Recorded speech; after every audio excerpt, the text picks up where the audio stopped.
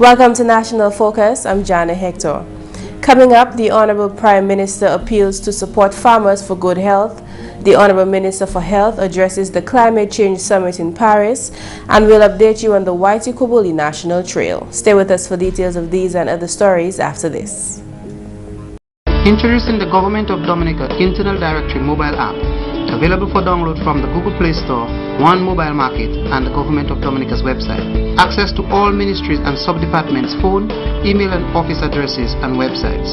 Simply select a ministry and the sub-department. You can dial directly from the app or save the numbers to your phone contacts. It's convenience at your fingertips. Is my passport ready for pickup? Good. It really works. Download the Government of Dominica Internal Directory mobile app today.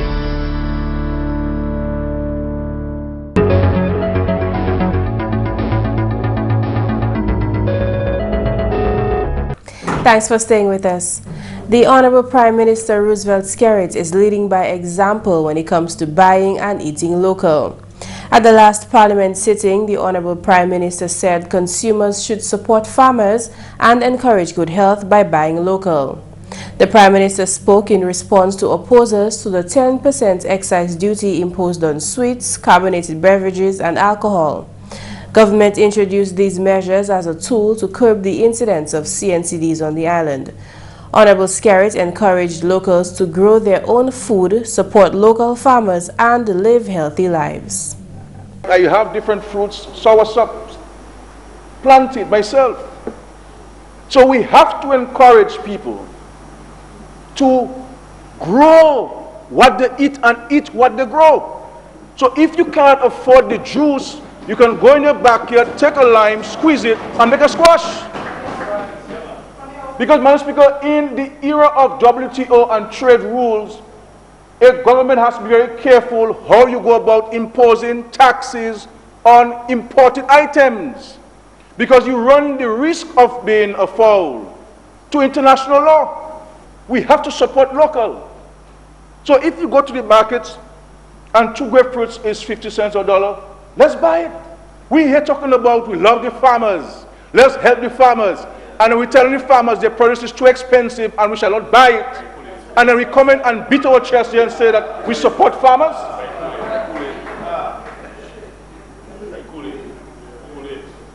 Madam Speaker, when we buy stuff, I want to ensure that we buy stuff as far as practically possible, things made local, even if it's a little more expensive. Even if it's a little more expensive. That's our commitment to the farmers. Honorable Skerrit noted that although these measures have been passed, citizens ultimately must take responsibility for their own health. We're saying, Madam Speaker, that the proceeds from this is to continue the education process. Educate our children about healthy eating. But we must understand, we must be careful that we don't let people believe that they are sick because of a government, they are sick because of a power rep, they are sick because of a doctor. People must take personal responsibility for their health. And we have to encourage that. The Honorable Prime Minister also emphasized that the measure is not merely about imposing taxes. He says the extra funds will be used for a comprehensive health plan to address issues of chronic non-communicable diseases which are taking a toll on the health and lives of Caribbean people. The Honorable Minister for Health and the Environment, Dr. Kenneth Daru, says rising sea levels could cause significant damage to the infrastructure of countries in the region. The Honorable Minister, in his address at the United Nations Climate Change Convention in France on Tuesday, called on the international community to work together to combat the ills of climate change. Mr. President, it's not just rising temperatures that will devastate life, but rising sea levels too. And the projection for a 1 to 2 meter rise in sea levels by the end of the 21st century would mean approximately 1,300 square kilometers of land area being lost in the Caribbean. That is equal to the land area of Barbados, Antigua and Barbuda, St. Vincent and the Grenadines, and Anguilla combined.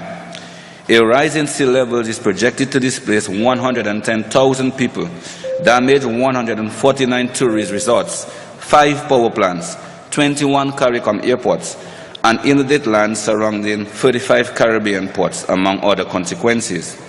Dominica firmly believes that the time for pointing fingers and playing the blame game on the causes of climate change has passed. Small islands have forged new and genuine partnerships that are leading the way by example in moving away from business as usual. In climate change, our world faces a challenge that is potentially damaging to all of humanity, and collectively, it is our duty and responsibility to bring all the resources at our disposal to address the problems. Honorable Daru called on developed country partners to increase the provision of financial transfers, the deployment of technology, and capacity building efforts in a more predictable manner.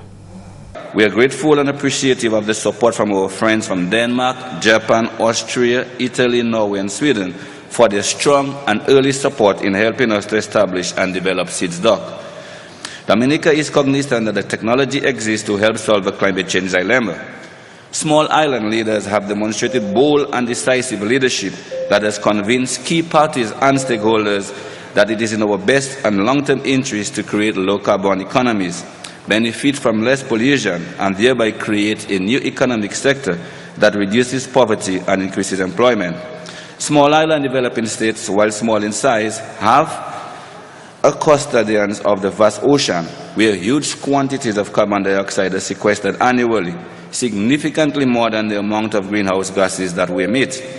We therefore have a responsibility to make best efforts to help better manage the ocean resources to maximize the greenhouse gas sequestration and food security. This is why we call upon our partners and the international community to strongly support the accelerated deployment of potentially game-changing technologies to tap these vast renewable energy resources such as the ocean. The minister also used the opportunity to relay to the international community the devastating impact of Tropical Storm Erica on Dominica. This single event represents the grave and deadly impacts of climate change and its overwhelming power to derail development and what can be done and has been done to recover and make our countries more resilient. Mr. President, on August 27th, Tropical Storm Erica passed over our island, unleashing extraordinary rainfall estimated as much as 17 inches over a 9-hour period, resulting in intense and rapid flooding and land slippages. Consequently, the island suffered severe infrastructural damage, primarily related to transportation, housing, and agriculture. Based upon an initial assessment of impacts to each affected sector, the resulting total damage and loss was $483 million US, or $1.3 billion in local currency. This is equivalent to 90% of Dominica's gross domestic product. With the generous assistance of friendly states and supportive international organizations, our recovery has been ongoing, and we have pledged to rebuild our country and to do so in a more deliberate, integrated, and resilient manner, and applying the latest technologies available. In more news, on Sunday, November 29th, Honorable Francine Barron, Minister for Foreign Affairs and CARICOM Affairs of the Commonwealth of Dominica, together with Colin Piper, Chief Executive Officer of the Discover Dominica Authority, met with Dominica nationals and well-wishers at the Dominica High Commission in London.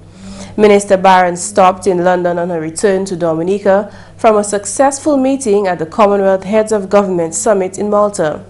In London, Chief Executive Officer of the Discover Dominica Authority, Colin Piper, reported on the impact of Tropical Storm Erica on Dominica's tourism product. Piper was at the time in the United Kingdom to meet with important travel and tourism stakeholders and to spread the message that progress has been made since Tropical Storm Erica and Dominica is again open for business. In her remarks to the gathering, Minister Barron gave a comprehensive report in the areas of cleanup, relief distribution, infrastructure, housing and resettlement, social services, schools, reconstruction, the private sector, and the international aid response. Minister Barron emphasized that government intends to rebuild stronger. She also thanked the Dominicans residing in the UK and the many organizations and friends who sent relief supplies and orchestrated fundraising events to assist.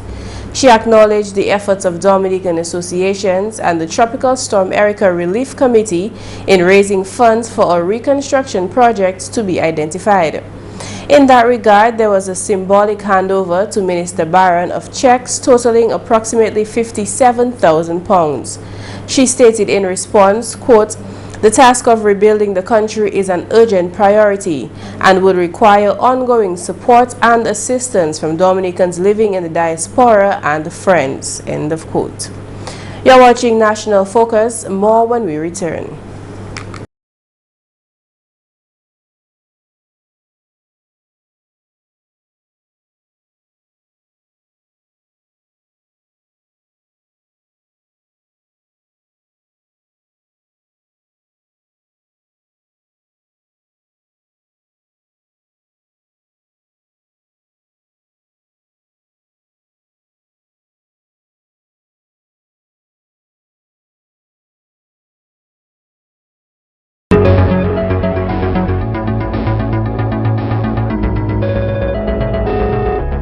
Welcome back. Honorable Minister for Health, Dr. Kenneth Daru, has joined many voices across the world condemning the November 13 terrorist attacks in France, which claimed 130 lives. The Honorable Minister was addressing the 2015 United Nations Framework Convention on Climate Change in France on Tuesday morning. Mr. President, as the world descends on France for these climate talks, our message to our determined hosts, the government and people of France, is we, the government and people of the world, are here. We are here with you and for you, and we say in one global voice, Vive la France. For make no mistake, terrorism and climate change are two of the greatest threats confronting humanity, and the Commonwealth of Dominica shares the agony and pain of that fateful day and stands in solidarity with the French Republic in combating the horror of terrorism. Access to the Caribbean's first long-distance walking trail, the Waitukubuli National Trail, is almost fully restored since the August 27 storm. GIS News spoke with Acting Trail Operations Officer Jillian Robinson on Tuesday. We had all hands on deck in that we had the foresters from the different ranges take part in the preliminary assessment because we only have one technical officer at the trail management unit. Okay, so we had to call on the resources from within the forestry department and also from our friends and our well-wishers, other stakeholders and persons who have interest in the Waitukubuli Trail. So as I said, all hands were on deck. We did a preliminary assessment. Some of the areas were very, very difficult to access and also assess. That is because of the location of some of the segments. As you know, we have 14 segments on the trail, and some of this passes through the forest. You have the Central Forest Reserve, you have the Northern Forest Reserve, and also through national parks. So you would appreciate that coming out of a tropical storm of that magnitude, it was a bit difficult to get the assessments done all within a couple of days. The storm caused soil erosion and landslides, especially near rivers, and bridges were destroyed, limiting access for both hikers and trail wardens. Robinson says, however, the northern area of the trail was spared. In terms of what we found when we assessed, it was nothing different from when we would do normal assessments. If you'd have a fallen tree every so often, and those segments up to today remain intact. And when I say the northern segments, I refer to segments 11 to 14. Segments 1 and 2 are not accessible. Segments 3 to 6 are open, and 7, although traversable, is not recommended for hikers since the exit is inaccessible. The trail's administrators are working to reroute the exit for that segment. Segment 8 is inaccessible, and segment 9, while traversable, is not recommended at this time. Segment 10, however, is the unit's biggest difficulty. Segment 10 is a major headache for us because the landslide on segment 10 cannot be cleared using manpower. We have to use excavation to clear it. As we speak, and I spoke with my PS just a few minutes ago, and he confirmed that the Special Projects Coordinator from the Ministry of Agriculture, Mr. Esprit, is on segment 10 this morning in an attempt to do a formal assessment of the area and to inform the way forward. Segment 10 is an old feeder road And so, apart from the fact that it is part of the trail, it also comes under the jurisdiction of the ministry, well, the Division of Agriculture specifically, because it is a feeder road. And so we are working in conjunction with the Division of Agriculture to ensure that segment 10 is repaired and ready for promotional events, because that is the segment that we use for promotional events in conjunction with the Discover Dominica Authority. Robinson revealed that partner organizations such as the Food and Agriculture Organization have been contributing to trail restoration. There has been long-standing good relations between the FAO and the Forestry Division, and as a matter of fact, we are in the process of submitting all our documents. Well, actually, we completed that process of submitting all the documentation in terms of a project which would fund repairs to the trail and also to ecotourist sites. We are waiting for the disbursement of the funds, and we have teams ready to go on the trail, not just the Waitukubuli Trail, but the other trails as well. We're talking about Middleham, Emerald Pool, and the other trails where we would need some upgrades. And we have teams waiting to be disbursed or dispersed to the trails while we await the disbursement of the funds. Restoration is expected to be complete by the end of the year. The Waitukubuli Ecological Foundation, or WEF, is creating a buzz in communities across Dominica for locals to take action to care for the environment. GIS News spoke with Dr. Luce of WEF, who informed of the group's first Climate Change Day of Action. The event took place on Saturday, November 28th at the Botanic Gardens in Roseau. Dr. John says the main aim of the event was to create awareness about climate change. With Erica, we had really a taste of what climate change does to the different countries. Years ago, it was said that climate change would bring about bigger storms, heavier storms, stronger winds, more flooding.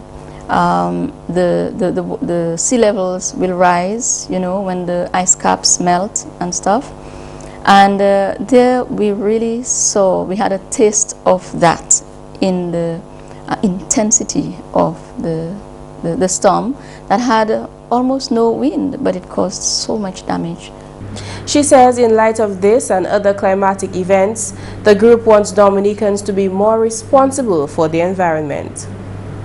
Among the main activities were talks, power talks by different people in the society, like the bishop who spoke of the message from the Pope on climate change, that we should take responsibility really. Each individual has a responsibility for the world.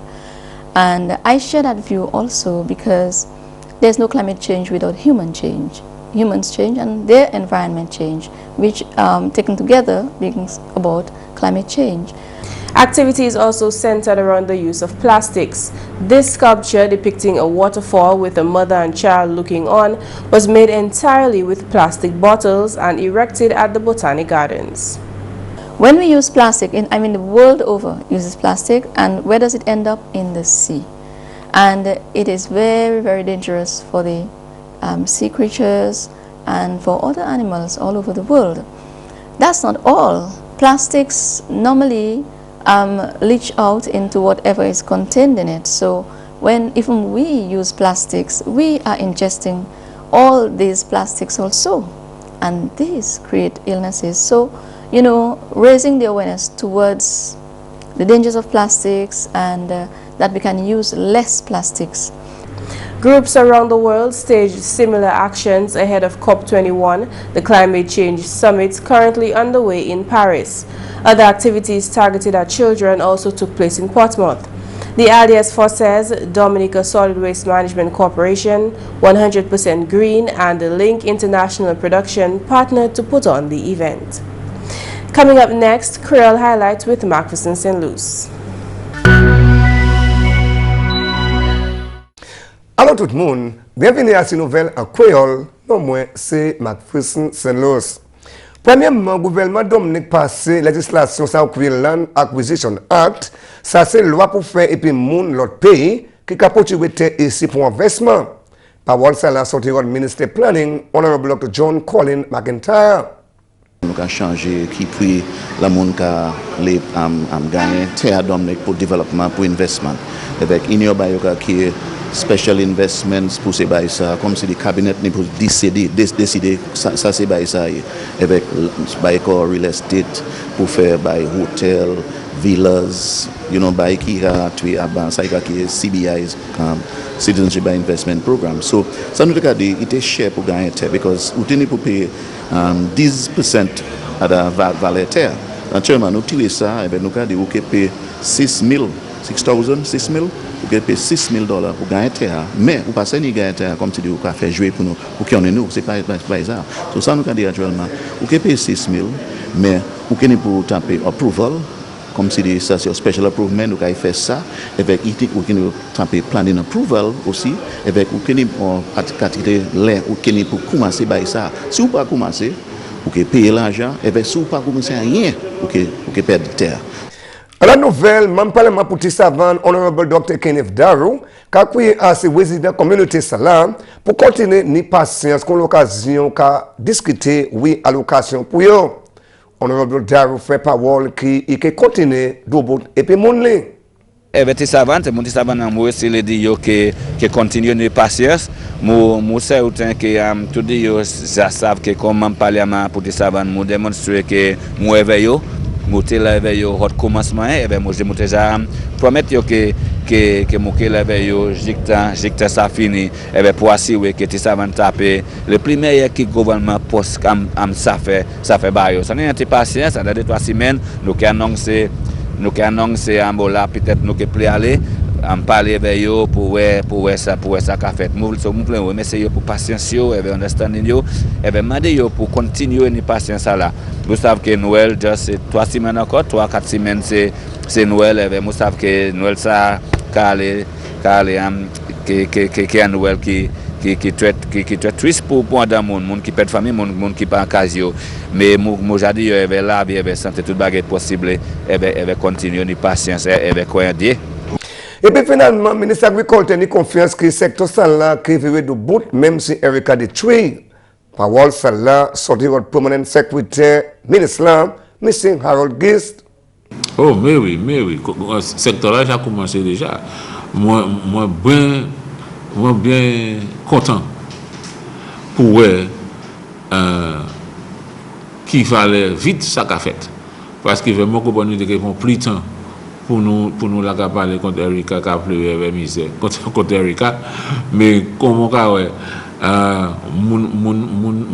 mon ka ba koyo ban mon ka fait travail yo mon ka pousser bagaille devant avec secteur agriculteur il n'y a pas de place qui pas dommage comme ça tout programme gouvernemental ni avant Hurricane Erika nous avons still continué avec parce que nous avons abattoir là pas dédommagé mon période des bêtes nous avons pour mettre vivre parce que abattoir calé devant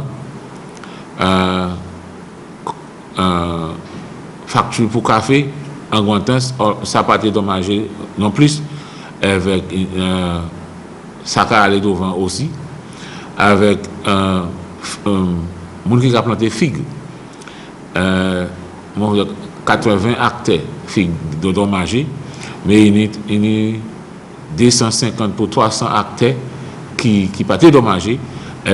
C'est habitants qui ont poussé, qui ont fait travail pour mener figue la vie avec, comme on dit, nous sommes celles qui sont venues pour nous aider ces habitants qui ont fait figue. Mais c'est mesdames, ça c'est tout pour nouvelle à Creole pour à présent. Non, moi c'est McPherson. Au revoir. Coming up, one way to conserve electricity at home.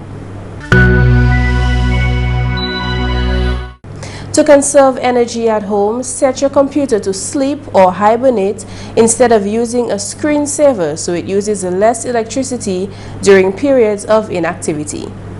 And that's all for this edition of National Focus. We always welcome your suggestions and comments. Drop us an email at gis@dominica.gov.dm or visit our website news.gov.dm. Like our Facebook page, facebook.com/GIS News Dominica, and follow our Twitter @GIS Dominica. You can also catch up on past National Focus newscasts on our GIS Dominica YouTube channel. From all of us here in the GIS News production team, I'm Jarna Hector. Thank you for watching and join us again next time on National Focus.